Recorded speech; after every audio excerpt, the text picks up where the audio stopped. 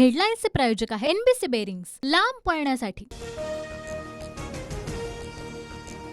काँग्रेस प्रदेशाध्यक्ष नाना पटोले लोकसभा लढणार। भंडारा गोंदियातून नाना पटोलेंना लोकसभेचं तिकीट। TV9 मराठीला सूत्रांची माहिती।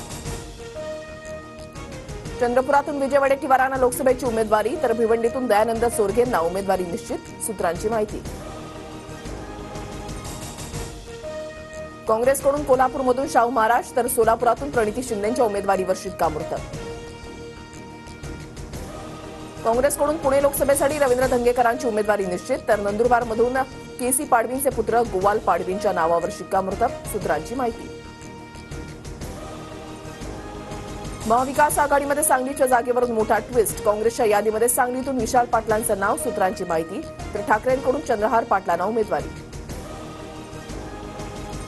आम्ही सर्वजण शिवसेनेचा राजीनामा देण्याच्या मानसिकतेत, विजय शिवतारेंचं मोठं विधान। शिवतारे आज भूमिका जाहीर करणार।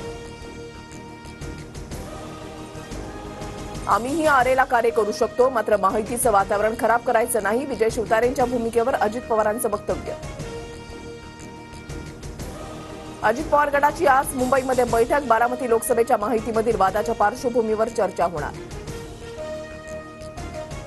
अमरावती लोकसभा भाजप लढवणार। जो उमेदवार असेल तो भाजपच्या कमळ चिन्हावरच लढेल। उपमुख्यमंत्री देवेंद्र फडणवीसांकडून स्पष्ट।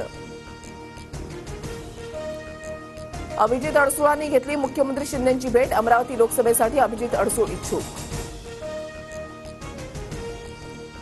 खासदार उदयनराजे भोसले दिल्लीला रवाना। केंद्रीय गृहमंत्री अमित शहा यांची भेट घेण्याची शक्यता।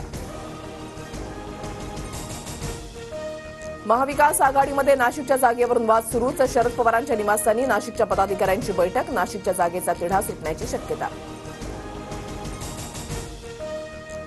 आज राज ठाकरेंच्या उपस्थितीमध्ये मनसे नेत्यांची बैठक। अमित शहांच्या भेटीबाबत राज ठाकरे नेत्यांबरोबर चर्चा करणार। शरद पवार उद्धव ठाकरे पटोलेंच्या उपस्थितीमध्ये आज महाविकास आघाडीची बैठक। जागा वाटपावर अंतिम निर्णय होणार। अजित पवार गटाला आणखीन एक धक्का। बजरंग सोनावणेंचा शरद पवार गटामध्ये प्रवेश। बजरंग सोनावणेंना बीड लोकसभेची उमेदवारी मिळण्याची शक्यता। राष्ट्रवादी काँग्रेस पक्ष आणि चिन्हाबाबत पुढील सुनावणी 14 मे रोजी होणार। कालच्या सुनावणीनंतर आता थेट 14 मे रोजी सुनावणी होणार।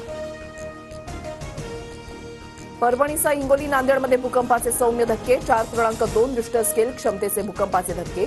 नागरिकांमध्ये सध्या भीतीचं वातावरण। हेडलाईन्सचे प्रायोजक आहे एनबीसी बेरिंग्स, लांब पळण्यासाठी।